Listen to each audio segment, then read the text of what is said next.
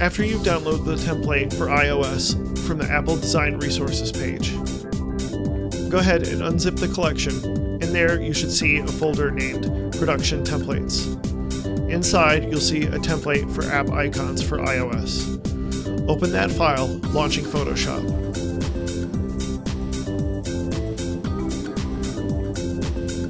Go to the File menu at the top, and under Generate, you should see Image Assets.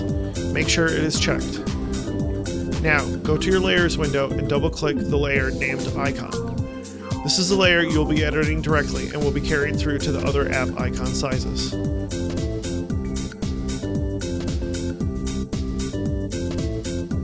Once you've made your edits, go ahead and click Save. Go to the folder containing the PSD file you have just opened and edited. There, you should see a folder with the same name, but including the suffix -assets. And there, you should see all the icon sizes exported from the template. To learn more, go to learningswift.brightdigit.com or brightdigit.com for more details.